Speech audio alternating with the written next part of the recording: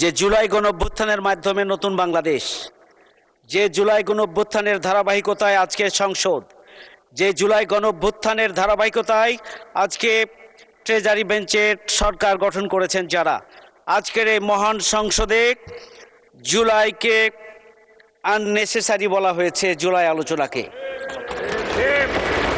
ধন্যবাদ। এটি কোনোভাবেই গ্রহণযোগ্য হতে পারে না।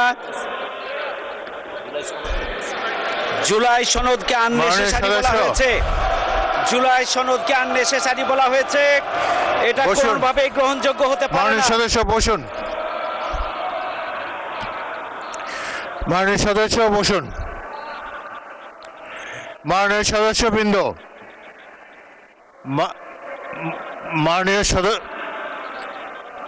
সদস্যবৃন্দ, মাননীয় সদস্যবৃন্দ, এখন গণতন্ত্রের মাধ্যমে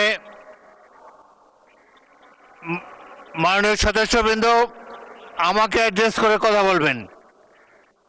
আপনারা যা কিছু বলবেন স্পিকারকে অ্যাড্রেস করে বলবেন।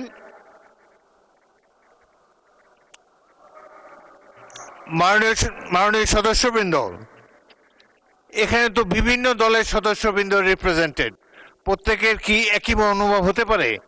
গণতন্ত্রের সৌন্দর্য হলো মতভিন্নতা। সুতরাং এক একজন বাক স্বাধীনতার সফলতা নিয়ে, বাক স্বাধীনতার কারণে যে যার বক্তব্য খোলাখুলিভাবে জাতীয় সংসদে প্রকাশ করতে পারেন, কিন্তু অপেক্ষা করেন।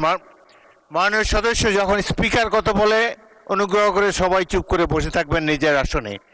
আমি যেটা বলতে চাই, সকলেরই বাক স্বাধীনতা আছে, এবং যদি কোনো বক্তব্য আপনাদের পছন্দ না হয় এরপরেই তো আপনারা একজন বক্তব্য রাখবেন, তিনি এই বক্তব্যের বিরুদ্ধে আপনাদের মতামত আপনারা প্রচার করতে পারেন।